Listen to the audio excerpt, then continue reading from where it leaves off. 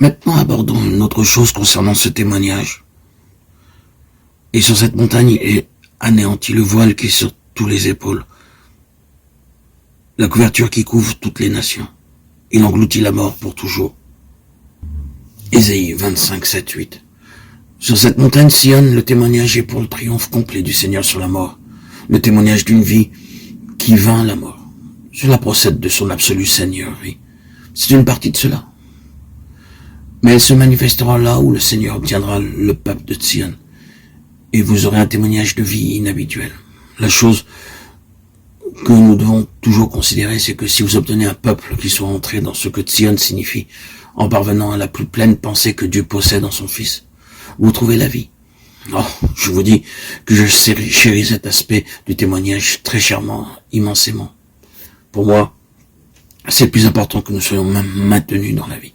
Pas simplement des gens qui ont un enseignement spécifique, une certaine lumière concernant la vérité, mais qui peut-être sont aussi morts que l'on peut l'être. Car il est possible d'avoir une merveilleuse somme de vérité, mais d'être entièrement mort.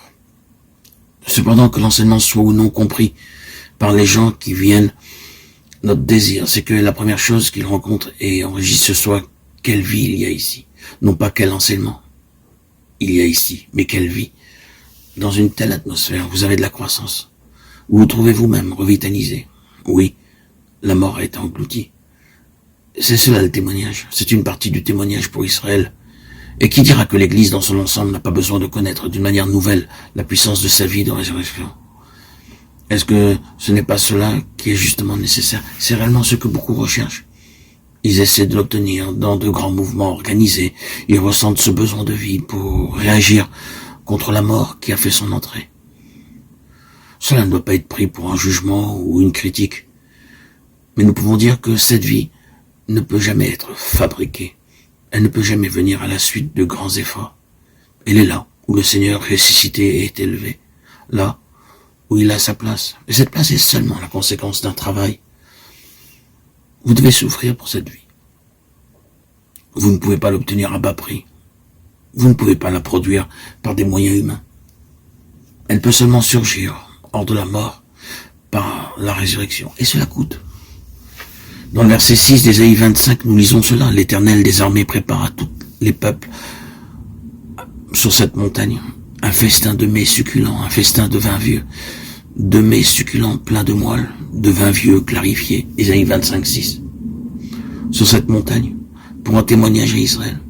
Là, il y a de riches provisions. Si le Seigneur obtient un peuple réellement selon sa pleine pensée, ce ne sera pas un peuple qui subsistera simplement avec un régime de famine, à peine capable de joindre les deux bouts, essayant juste de survivre spirituellement sans avoir rien à donner. Oh oui, la situation est celle-là dans beaucoup d'endroits.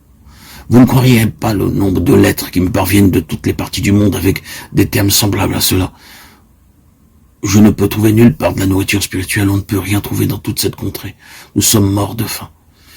Je n'exagère pas quand je dis qu'au cours d'une année, je pourrais remplir des volumes avec ce genre de récit. Le peuple du Seigneur crie pour avoir de la nourriture. C'est la situation. Elle n'est pas imaginaire, mais tragiquement réelle. Cependant, remercions Dieu, l'autre aspect est également vrai. Il y a un festin de mets gras quand vous êtes dans la direction de la pleine pensée du Seigneur et que vous êtes préparé à en payer le prix. Le prix pour être pour lui un instrument, non pas le prix